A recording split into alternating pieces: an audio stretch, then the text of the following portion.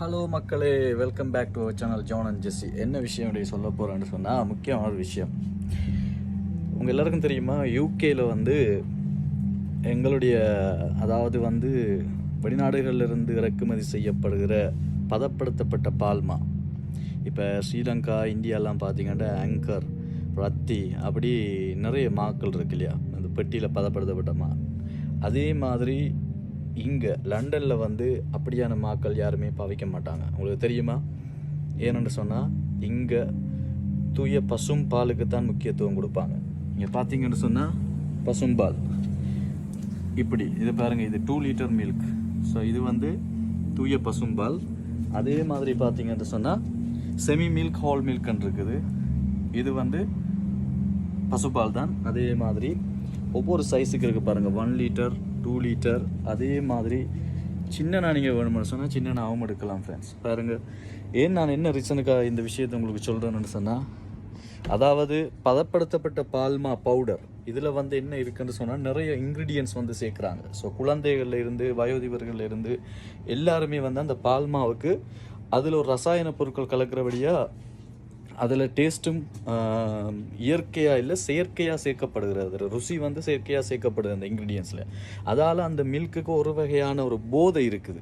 சில பேர் பார்த்தா சொல்லுவாங்க பாருங்கள், டீ குடித்தா தான் எங்களுக்கு அந்த டீ குடிக்கணும் போல் இருக்கும். அதே மாதிரிக்கு பார்த்தீங்கன்னு சொன்னால் அந்த மா குடிக்கணும் போல் இருக்குது. அந்த மா இல்லாமல் வேறு எதை கொடுத்தாலும் குடிக்க மாட்டாங்க. ஏன்னு சொன்னால் அது ஒரு போதை.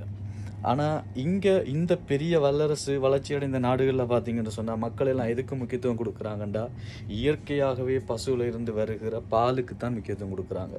ஸோ அது எல்லா விதத்திலையும் பால் ஒரு சாதாரண ஒரு விஷயம் இல்லை, பால் ஒரு முழு உணவு. ஸோ அதுக்கு தான் முக்கியத்துவம் கொடுக்குறாங்க. வேறு என்னத்தை காட்டலாம்?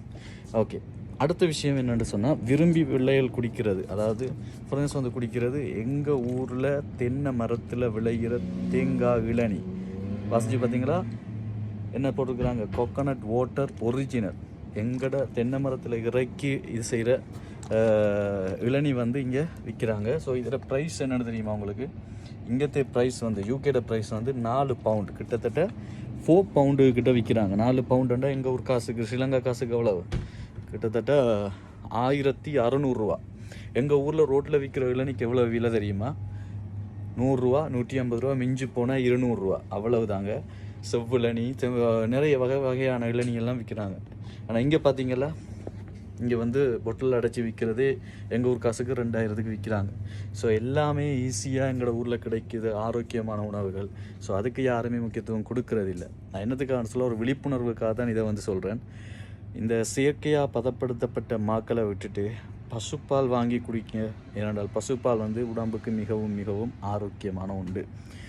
எங்களோட இந்தியாவில் பார்த்திங்கன்னா சீமானா படித்து கதறி சொல்கிறார் இன்றைக்கி நிறைய விஷயங்களை. ஏன்னு சொன்னால் இதெல்லாமே எங்கள் நாட்டில் வளமாக கிடைக்கிற விஷயங்கள். அதை விட்டுட்டு நாங்கள் இறக்குமதி செய்யப்படுறதுக்கு தான் முக்கியத்துவம் கொடுக்குறோம். ஸோ வாழ்க வளமுடன்.